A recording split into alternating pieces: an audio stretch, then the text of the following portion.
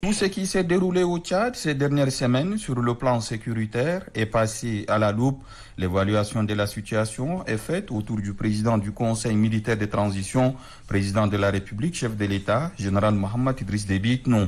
La sécurité globale dans le pays et spécifiquement dans les 3 provinces qui connaissent actuellement des conflits intercommunautaires ont particulièrement attiré l'attention du chef de l'État à la lumière d'une mise au point faite par le Premier ministre de transition, Pahimi Pataki Albert.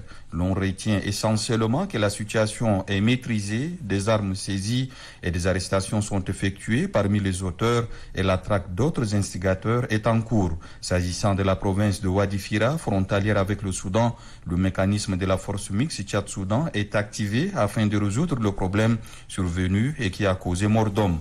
Pour le président de la République, ces conflits sont de trop.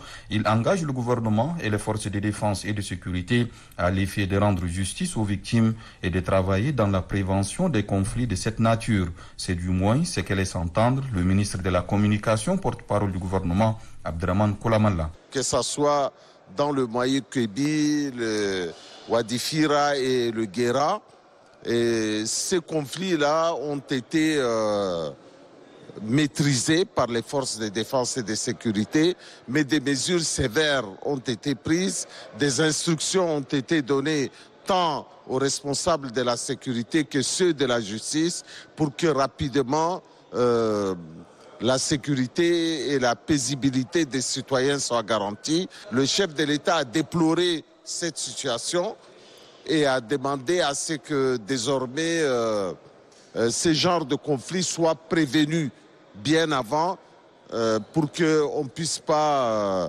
avoir tout le temps affronté des conflits intercommunautaires qui en général se déclenchent sur des événements assez banals. Le dialogue national inclusif, par sa taille et ses enjeux, constitue lui aussi un défi majeur sur le plan sécuritaire.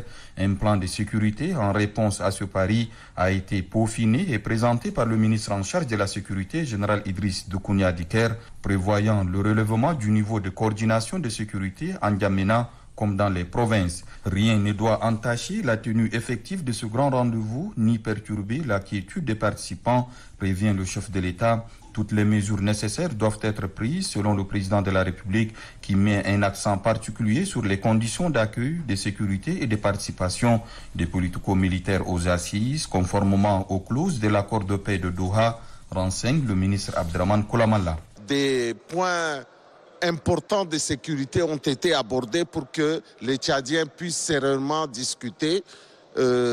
Aussi assurer à nos frères politico-militaires qui viennent leur sécurité et leur accueil dans de bonnes conditions, dans le cadre du respect de la parole donnée et du respect de l'acte que nous venons de signer avec eux. Tous les services de sécurité sont appelés par le président du Conseil militaire de transition, général Mohamed Idriss Déby Itno, à travailler en synergie afin d'assurer le maximum de sécurité sur l'ensemble du pays en misant sur les ressources humaines et matérielles.